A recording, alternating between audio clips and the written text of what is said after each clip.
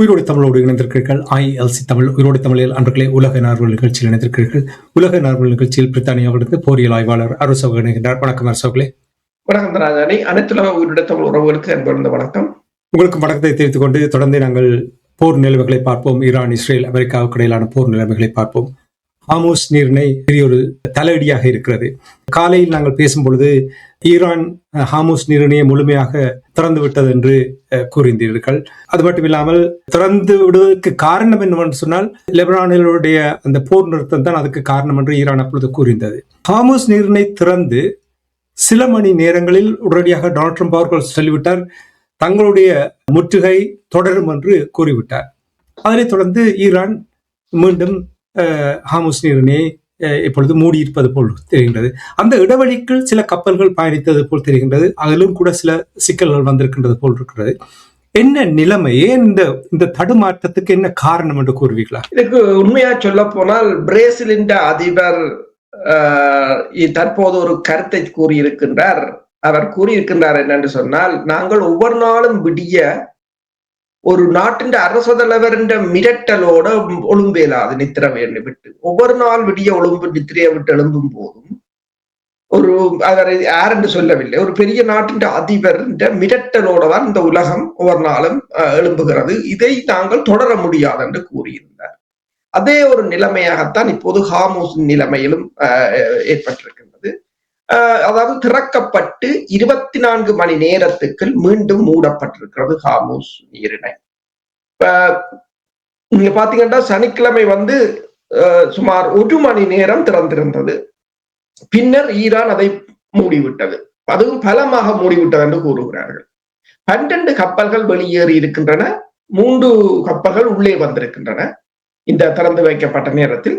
பின்னர் ஈரானின் எச்சரிக்கை வந்ததும் குறைந்தது 9 எண்ணெய் கப்பல்களும் 4 கொள்கலன் கப்பல்களும் திருப்பி அனுப்பப்பட்டிருக்கின்றன. உலகில் மிக முக்கிய நீர்வழிகளில் ஒன்றான இது உண்மையில் யார் இதன் பொறுப்பில் இருக்கிறார்கள் என்பது தெளிவின்றி நிமிடத்துக்கு நிமிடம் என்ற நிலையில் தற்போது இயங்கிக் கொண்டிருப்பதாக கூறப்படுகிறது. ஈரான் இரண்டு கன் போட், அதாவது ஸ்பீட் போட்ல துப்பாக்கிகள் பொருத்தப்பட்ட ஸ்பீட் போட்டில் வந்த 2 படகுகளில் வந்த ஈரான் கடற்படையினர் வானத்தை நோக்கி சுட்டதாகவும், அப்ப அதுல அந்த கப்பல்கள் 2 இந்தியாவின் கொடியோட வந்த கப்பல்களை நோக்கித்தான் சுட்டிருக்கிறார்கள். சுட்ட போது அங்க கசிந்த ஒலி நாடாக்களை வெளியிட்டிருக்கிறார்கள். அந்த கப்பலில் இருந்தவர்கள் கூறியிருக்கிறார்கள், தங்களை நோக்கி சுடுவதை நிறுத்துமாறு அவர்கள் கத்துவதை அந்த ஒலியில் கேட்கக்கூடியதாக இருக்கிறது. எங்களை நோக்கி சுடுவதை நிறுத்துமாறு கெஞ்சும் எண்ணெய் கப்பல்களின் பணியாளர்களின் வானொலி உரையாடல் கேட்டதாகவும், நீங்கள் எங்களுக்கு அனுமதி கொடுத்தீர்கள், இப்போது தடுக்கிறீர்கள், எங்களை திரும்பி செல்ல விடுங்கள் என்று அவர்கள் பேசியதும் ஒலிப்பதிவாகி இருக்கின்றது. ஈரான் கூறியிருக்கின்றது என்னென்று சொன்னால், அவர்கள் தங்களின் அனுமதி பெறாமல் ஓமான் கரையால் சென்றது. ஏனென்றால் ஈரான் தாங்கள் ஒரு வரைபடத்தை கொடுத்திருந்தது. அவர்கள் ஓமான் பக்கத்தால் சென்றது என்ற குழப்பங்களும் இப்போது வருகின்றன.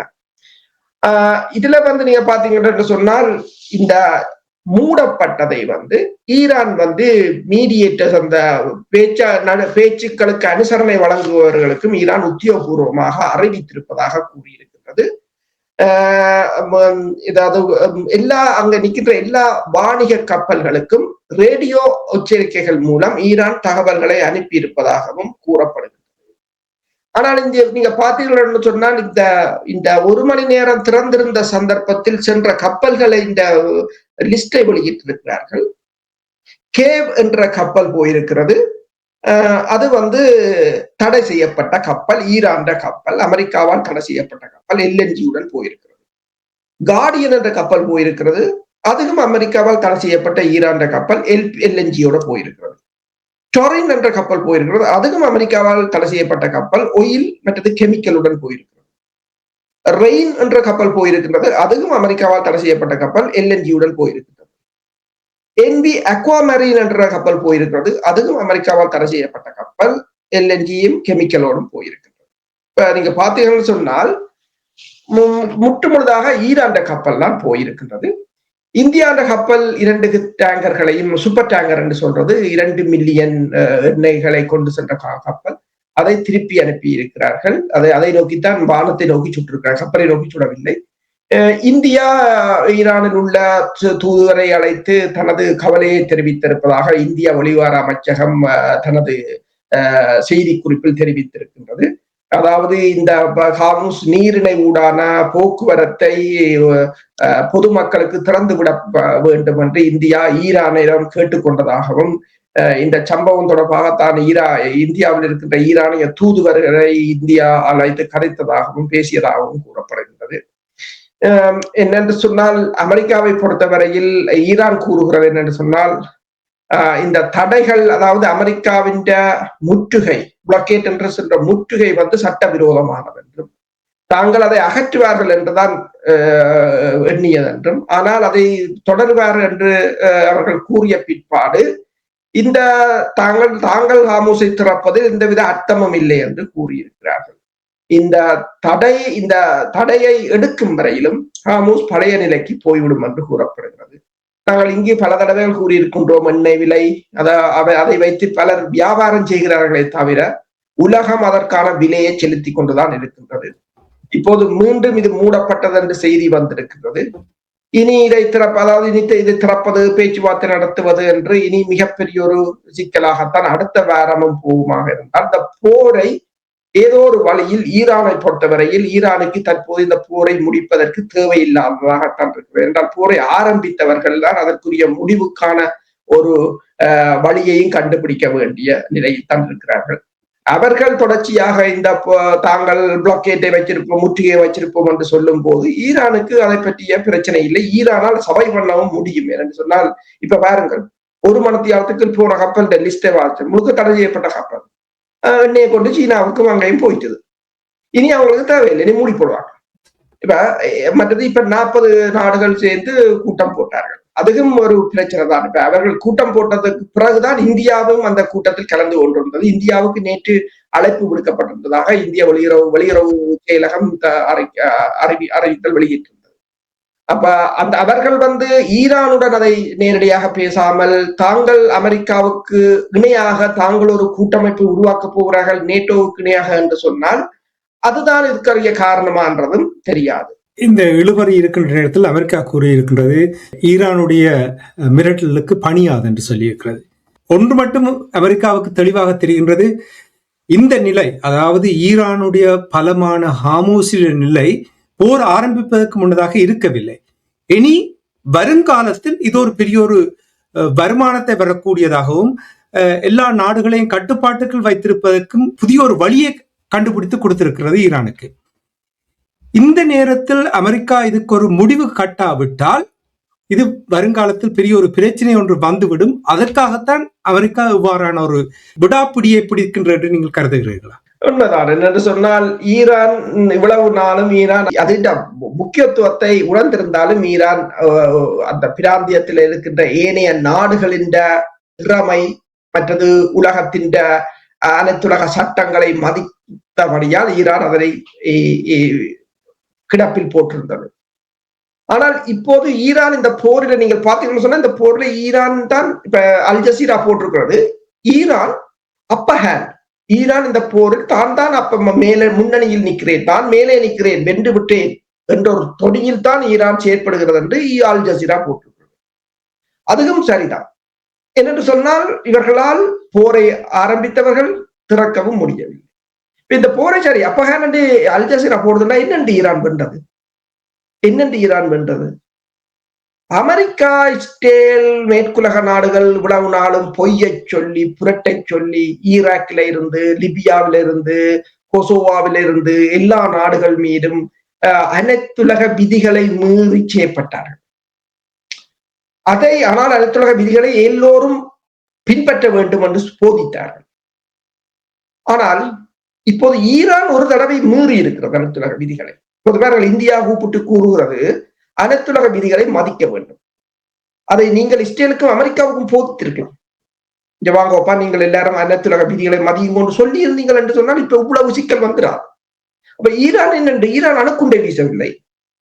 ஈரானிடம் பெரிய கடற்படை இல்லை. இப்போ ட்ரம்ப் சொன்ன மாதிரி கடற்படை இல்லை, வான்படை இல்லை, தரப்படை இல்லை, தலைவர்கள் இல்லை. ஓகே, ஒன்றே ஒன்றுதான் செய்தது. நானும் ஒரு தடவை இந்த அனைத்துலக விதிகளை மீறி பார்ப்போம், நீங்கள் சவை பண்றீங்களா?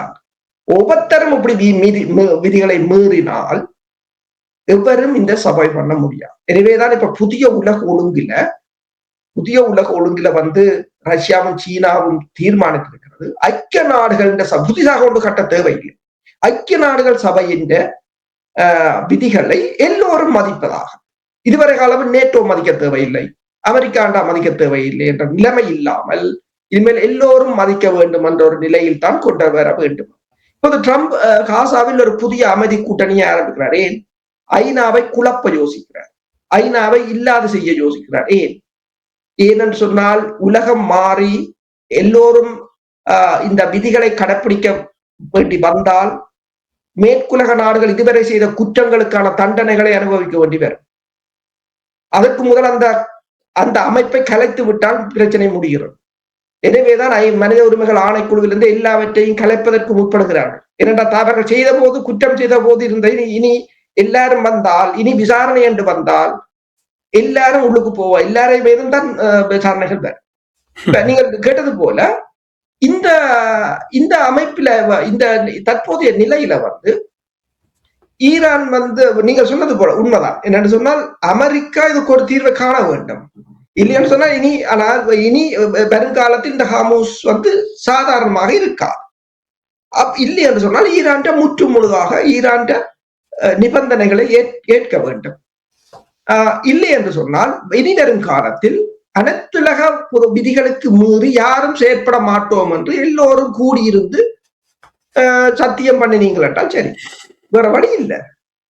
உண்மையாக பெரிய ஒரு சவாலாக இருக்கின்றது. என்றால் இஸ்ரேல், அமெரிக்கா பெரிய போர்க்குற்றங்களையும் தவறுகளையும் முளைத்து விட்டார்கள். இதிலிருந்து எவ்வாறு விடுவிப்பதற்கு வழியை கண்டுபிடிப்பது கூட இன்னும் ஒரு சவால் ஆக இருக்கிறது என்று தான் நீங்கள் கூறுவதை வைத்து உணரக்கூடியதாக இருக்கிறது. இனிப்ப இந்த ஹார்மூஸினுடைய நிலைமை இவ்வாறு தொடர்ந்து கொண்டிருக்கிற நேரத்தில் இப்ப நீங்கள் கூறினீர்கள் ஈரான் மீண்டும் மூடிவிட்டது என்று சொன்னாய்க்கும் வருகின்ற திங்கட்கிழமை பேச்சுவார்த்தை நடைபெறுவதற்கான வாய்ப்புகள் அதிகமாக இருக்கின்றது. இஸ்லாமாபாத்தில் பாதுகாப்பு பலப்படுத்தப்பட்டிருக்கின்றது. இனி 0 டிராஃப்ட் கொடுத்தது. அந்த டிராஃப்ட் ஏற்றுக்கொள்ளப்பட்டால் சில வேளைகளில் டொனால்ட் ட்ரம்ப் கூட இந்த பேச்சுவார்த்தைக்கு வரலாம் என்று கூட கூறினார். நாங்களும் கூறியிருந்தோம், அதே போல் வேறு ஊடகம் கூறியதே நான் பார்த்திருந்தேன். வருவதற்கான வாய்ப்புகள் இருக்கிறது. சரி, அது வருகிறாரோ இல்லையோ அது வேற. சில வேளையில் வந்து வெற்றியை கொண்டாடுவதற்கான வாய்ப்புகள் இருக்கிறது. பின்னணியில் பேச்சுவார்த்தை நடக்கின்ற என்று சொல்லுகிறார்கள். ஆனால் ஈரான் சொல்லுகிறது இல்லை, அப்படி ஒரு பேச்சுவார்த்தையும் நடக்கவில்லை என்று. இப்ப ஈரான் இறுதியாக கூறியிருக்கின்றது, அமெரிக்கா இந்த ஹார்மூஸ் நீரினுடைய முடக்கத்தை நீக்காவிட்டால் பேச்சுவார்த்தை இல்லை என்று சொல்லிவிட்டுதார்கள். அப்ப எங்கே போவது என்று தெரியாமல் ஒரு திக்குமுக்காடுகின்ற ஒரு நிலைமை வந்திருக்கின்றது. இதை எவ்வாறு கையாள போகிறார்கள்? இதனுடைய நிலைமை என்ன? இந்த சிக்கலை மீண்டும் சிக்கலாக்கியது அமெரிக்கா தான்.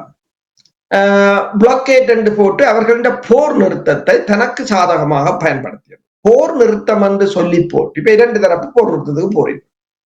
போர் நிறுத்தம் இருக்கும் போதே ஒரு தரப்பு ஓடியது இல்ல, அந்த போர் நிறுத்தத்தை பயன்படுத்தி 1500 மைலுக்கு அங்கால இருந்த கப்பலை கொண்டு 250 மைலுக்குள்ள நிறுத்தி அதுக்குள்ள அப்பாச்சி ஹெலிகாப்டர்களையும் ஓடி நாங்கள் அதை முடக்கி வைத்திருக்கிறோம் என்று வெளியில் பிரச்சாரம் செய்தால் அந்த போர் நிறுத்தமாக இருக்காது.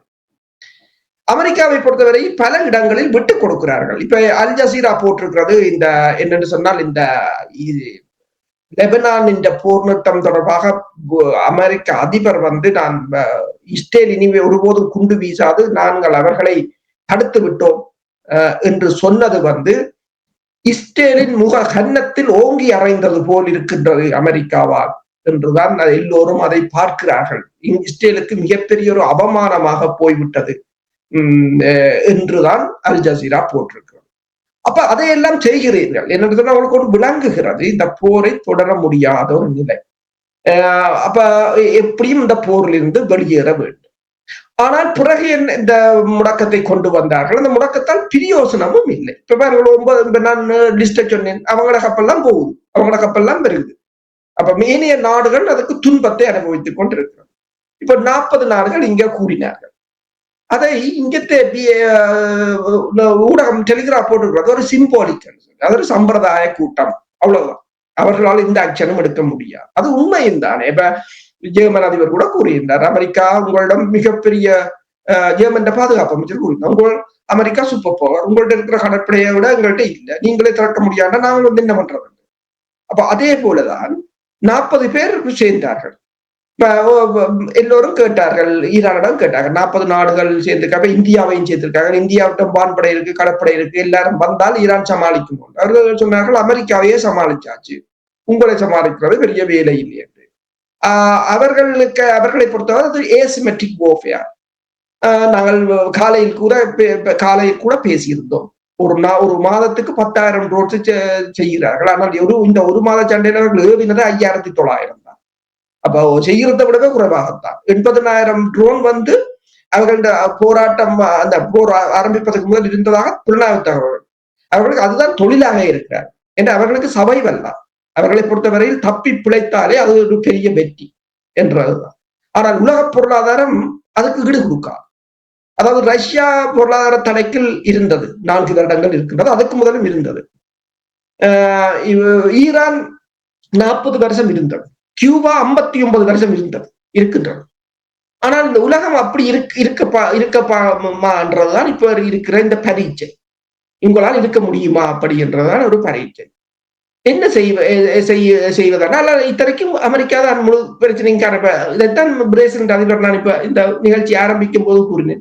பிரேசில் அதிபர் ஒன்றுதான் கூறினேன், ஒவ்வொரு நாளும் விடிய ஏதாவது ஒரு மிரட்டலோட நாங்கள் நித்திரியை விட்டு ஒழும்பேலாம். ஒரு அதிபர் இருந்து கொண்டு ஒவ்வொரு நாளும் விடிய ஒழும்பேக்கு ஏதாவது ஒரு மிரட்டல் இந்த பத்திரிகையில வந்திருக்கும்.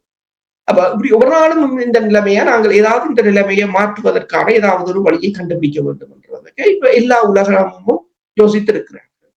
இப்ப ஈரானுடனான சண்டை என்று சொன்னால், ஈரானை பணித்துறை ரீதியாக முடக்கலாம் என்று சொன்னால் அது இன்னும் நிலைமையே மோசமாகும். ஏற்கனவே நீங்கள் பாருங்கள், இப்போது கட்டார் அந்த LNG திருத்துவதற்கு 5 வருடம் எடுக்கும் என்று கூறுகிறார். 5 வருடம் மட்டும் அது பகுதியாகத்தான் இயங்கும்.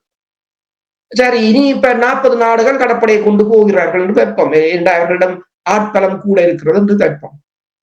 இந்த வளைகுடா முழுக்க பத்தி எரிந்தா பிறகு கடற்படையா ஹோமோஸை துறக்கலாம். அதுக்கு பிறகு எண்ணெயை கொண்டு வர்றது என்ன, எண்ணெய் வயல் எல்லாம் எரிஞ்சா பிறகு ஹோமோஸை திறந்து கொண்டுதான் திறக்காம விட்டு கொண்டுதான். ஏன்னா முள்ளுல விழுந்த சீலை மாதிரி. இனி நீங்கள் கவனமாக எடுக்கணும். இல்லை என்று சொன்னால் சீலையை மறந்து போகணும். இல்லை என்று சொன்னால் அப்படியே முழுக்க கிழிஞ்சு போகணும் என்ற ஒரு நிலையாகத்தான் இருக்கின்றது. ஈரான் தாக்கு பிடிக்கும் என்று நம்புகிறீர்களா? இப்ப துறைமுகங்கள் மூடப்பட்டிருந்தால் ஈரானால் எவ்வளவு காலம் தாக்கு பிடிக்க முடியும்? ஈரானுக்கு இது ஒரு பெரிய பிரச்சனை இல்லை. ஈரான் இப்ப 15 நாடுகள் அண்டிய நாடுகள் இருக்கிறது. 15 நாடுகளும் தரை தொடர்பு இருக்கின்றது. சீனாவுடனே ரயில்வே தொடர்பு கூட இருக்கின்றது. ஈரான் கிட்டத்தட்ட ஜெர்மனியை விட, ஜெர்மன், பிரான்ஸ், UK அளவு நாடு. அதுன்ற மலை வளத்திலிருந்து வர தண்ணி வந்து அவர்களுடைய விவசாயத்துக்கே காணும் என்று சொல்கிறார்கள். உணவு உற்பத்தியில் அவர்கள் தான் பெருமளவில் இருக்கிறார்கள். இந்த சண்டை தொடங்க முதலே ரஷ்யா ஈரான்கிட்ட, இந்தியாட்ட இருந்து வாங்குற அரிசியை நிப்பாட்டிட்டு பாகிஸ்தான் இருந்து வாங்க வலிக்கிட்டார்கள். என்றால் அதை தரையால கொண்டு வரலாம் சொல்லி அவர்கள் ஏற்கனவே வாழ்ந்து பழகிட்டாங்க. இந்த 48 நாள் இன்டர்நெட் இல்லாம இருக்கிறாங்க. நாங்கள் இருப்போமோ, நான் 1 நாள் இருப்போமோ என்றால் இல்ல, 48வது நாள் 0. ஆனால் இருக்கிறார்கள். ஆனால் உலகத்துக்கு ஒரு 48 மணி நேரத்தை இந்த இன்டர்நெட்டை நிறுத்தி விட்டு பாருங்க. Total collapse. பைனான்சியல் செக்டர் எல்லாம் அதுக்குள்ளாலதான் போகிறது. இப்ப ஈரானை பொறுத்தவரையில் ஈரானை முடக்கிறன் என்று சொல்லி போட்டு இதே எல்லாரும் முடங்கி இருப்போம். சரி, ஈரானை 6 மாதம் முடக்கிறதுக்காக நாங்கள் 1 மாதம் முடங்கி இருப்போமா? பிராக்டிக்கலா சரிதரா? அதுதான் அந்த பிரச்சனை. இரண்டாவது, அவர்கள் அதுக்கு பழக்கப்பட்டு விட்டார்கள். இவர்கள் அவர்களை அதுக்கு பழக்கி விட்டார்கள். இவ்வளவு பிரச்சனை இருந்தாலும் ஈரானில் பெண்கள் அரசுக்கு ஆதரவாக இந்த நாட்டுப்பற்றை வெளிப்படுத்தும் வகையில் அங்கே வந்திருக்கின்றார்கள். இப்ப நீங்க கூறுவதை இது உறுதிப்படுத்துவது போல் நான் உணர்ந்ததனால் தான் அந்த கேள்வியை கேட்கிறேன். பெரிய ஒரு பேரணி நடந்ததாக கூறப்படுகிறது. இது தொடர்பாக ஏதாவது அறிந்தீர்களா? நேற்று ஈரானில் மில்லியன் கணக்கான மக்கள் வீதிகளில் இறங்கி இந்த அரசின் போர் நடவடிக்கைக்கு ஆதரவாகவும் அரசுக்கு ஆதரவாகவும் மிகப்பெரிய ஒரு பேரணியை நடத்தி வந்தார்கள்.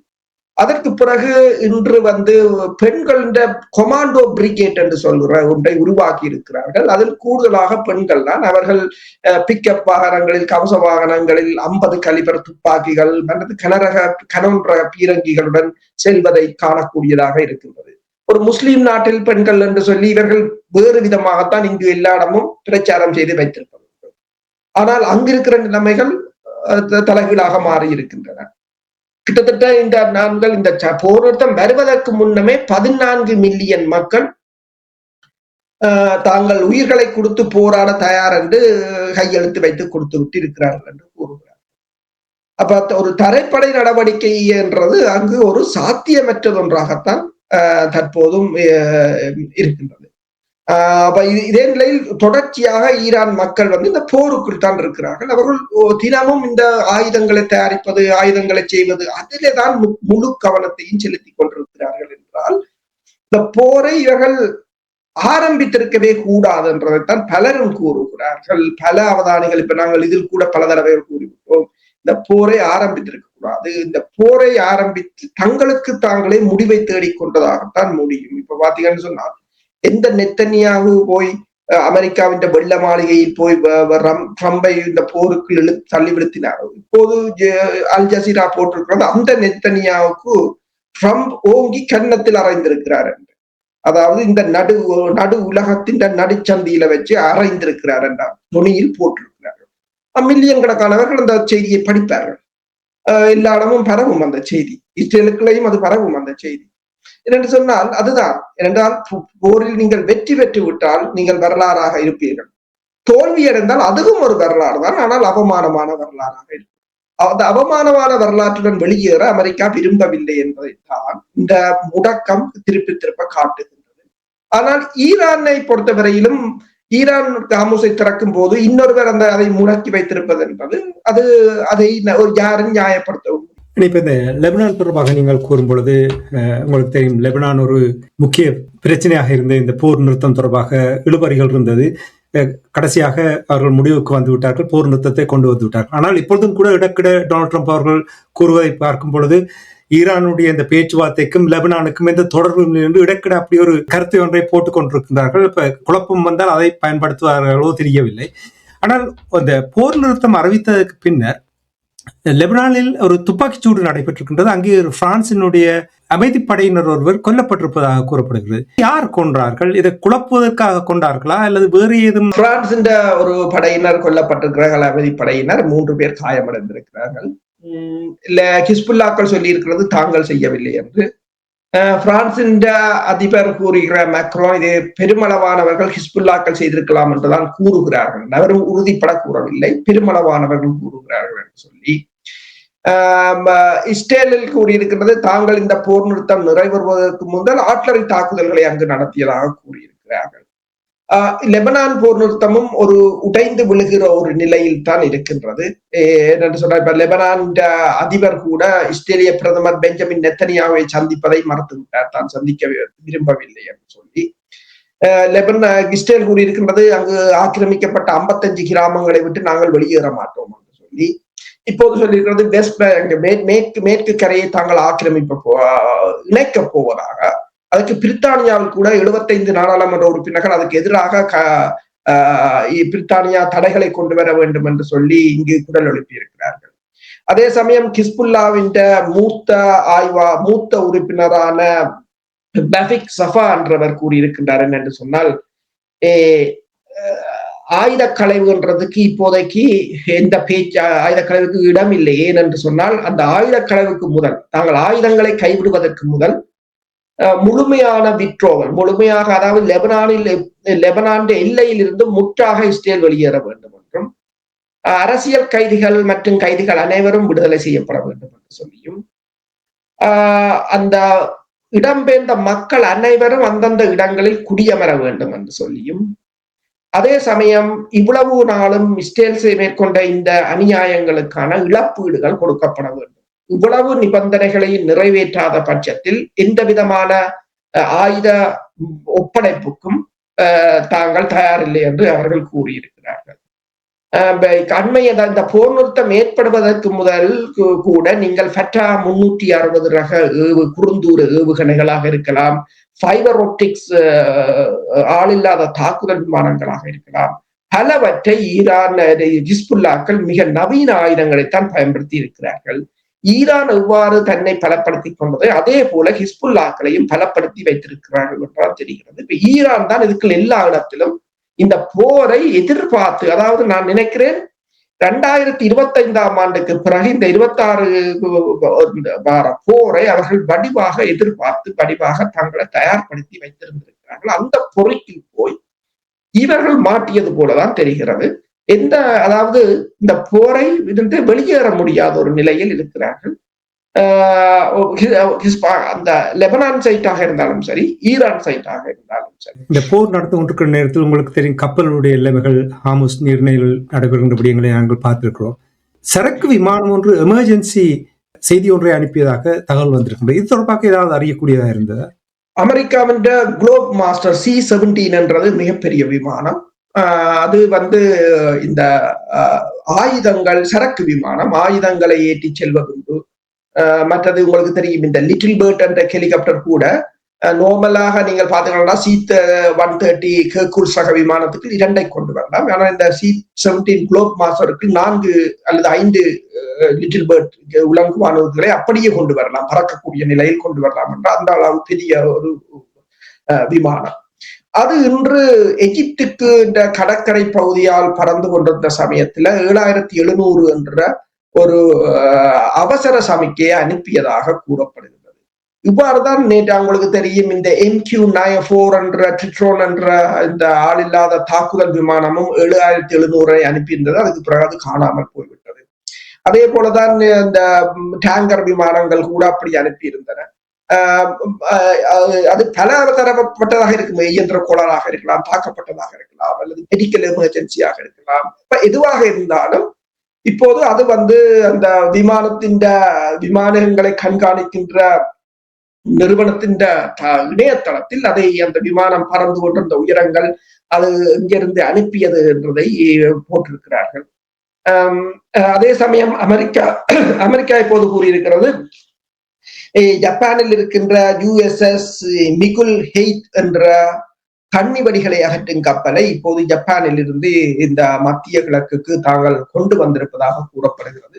இப்ப ஹார்முஸ் நீரிணையில் கன்னிவடிகளை அகற்றுவது அது போன்ற நடவடிக்கைகளைத்தான் அமெரிக்கா அதற்கான ஆயுதங்களாகத்தான் இதனை பார்க்கப்படுகின்றது.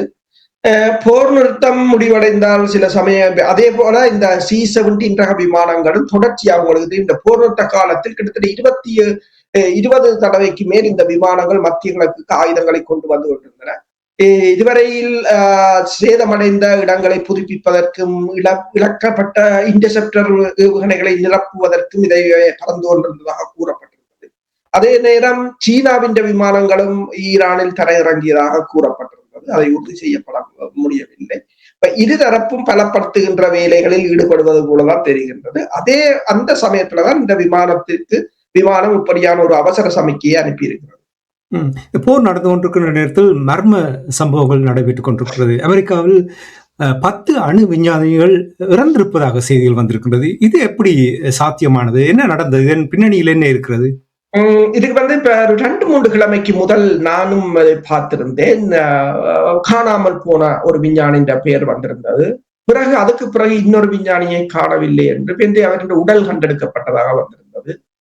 இப்போது இந்த அமெரிக்காவின் ரெப்ரசன்டேட்டிவ் எரிக் பேர்ல்சன் அவர் இந்த ஃபாக்ஸ் நியூஸுக்கு அதை உறுதிப்படுத்தி இருக்கிறார். மிகவும் ஒரு அப்நார்மல் என்று சொல்லி இருக்கிறார். ஏனென்று சொன்னால் அண்மை காலமாக இந்த ஈரான் போர் ஆரம்பித்த பிற்பாடு கிட்டத்தட்ட 11 விஞ்ஞானிகள் காணாமல் போயிருக்கிறார்கள். உடலங்கள் கண்டுபிடிக்கப்பட்டிருக்கின்றன. முதல் 10 இருந்தது. இப்போது இவர் கூறும் போது 1, அதாவது அவர் நேற்று காணாமல் போயிருந்த ஒருவர் உடலமாக மீட்கப்பட்டிருக்கின்றார். அவர்கள பின்புலத்தை பார்த்தால் அவர்கள் அனைவரும் நியூக்ளியர் சயின்டிஸ்ட், டிஃபென்ஸ் இந்த பாதுகாப்பு துறையின் விஞ்ஞானிகள், மற்றது UFOன்றது இந்த ஏலியன்ஸ் அது தொடர்பான விஞ்ஞானிகள் எல்லாம் இப்ப உங்களுக்கு தெரியும் கடந்த 15-20 வருடமாக ஈரான் 50 அணு விஞ்ஞானிகள் கொல்லப்பட்டார்கள். அதுவும் தெஹ்ரானுக்கு வச்சே கொல்லப்பட்டார், மொசாட்டினால் கொல்லப்பட்டார்கள். அதாவது அணுகுண்டுகளை தயாரிப்பதற்கு உதவியான விஞ்ஞானிகள். ஏன் 2025 ஆண்டு இடம்பெற்ற தாக்குதலின் போது கூட பெருமளவில் அணு விஞ்ஞானிகளை தான் குறிவைத்திருந்தார்கள் ஈரானில்.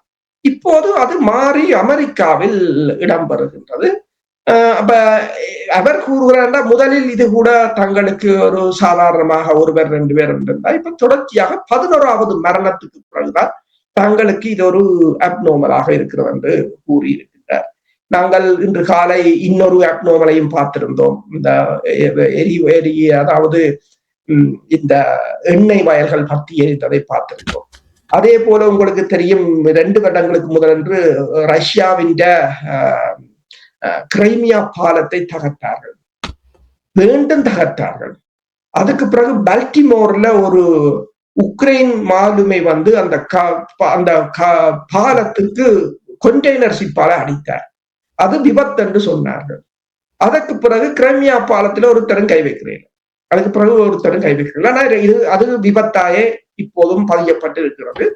அப்ப சில சந்தர்ப்பம் என்றால் இது சபாட்டேஜ் என்று சொல்றது, உள்ளுக்குள் ஊடுருவி ஆழ ஊடுருவும் படையினர் என்று சொல்றது, அப்படியான நடவடிக்கைகள் தான். இது புலனாய்வுத்துறை இதுகள்ட என்று சொல்றது ஒரு பின்புலம் வந்து மிகவும் ஒரு மர்மமானதான பின்புலமாகத்தான்.